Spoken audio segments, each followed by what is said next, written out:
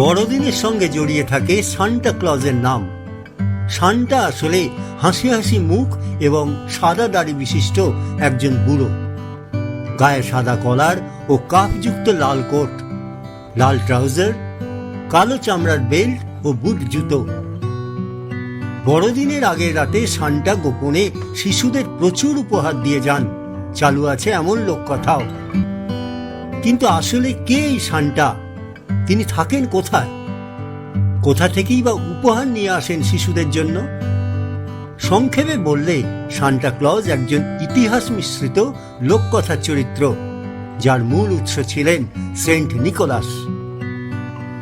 Saint Nicholas ছিলেন ৪র্থ শতকের একজন খ্রিস্টান ধর্মগুরু বা বিশপ।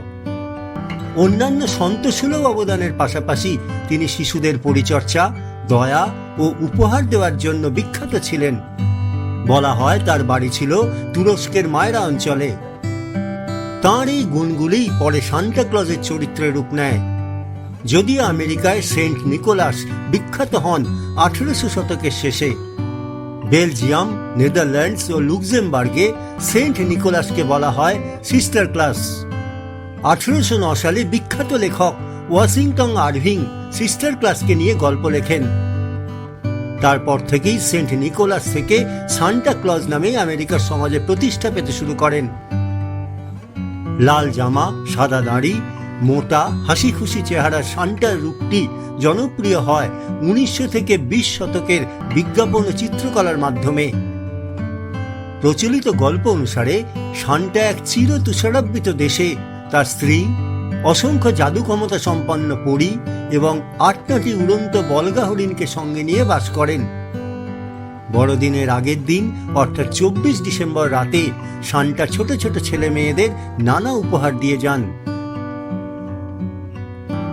তিনি যেখানে থাকেন সেখানেই নাকি রয়েছে তার খেলনার এক বিশাল কারখানা। এছাড়া সান্টার কাছে আছে নাকি এক বিশাল মোটা খাতা, তাতে লেখা আছে পৃথিবীর সব শিশুদের নাম। তাদের মধ্যে কে দুষ্টু আর কে ভালো সে তথ্যও থাকে। সান্টা ভালো হয়ে থাকা শিশুদের মজার উপহার দিয়ে যান, আর দুষ্টু শিশুরা পায় ভাঙা বোতাম, কয়লার টুকরো, এমনি সব। সান্টা ঘরের ভেতর ঝুলিয়ে রাখা একটা মোজার মধ্যে এই উপহারগুলো রেখে যায়।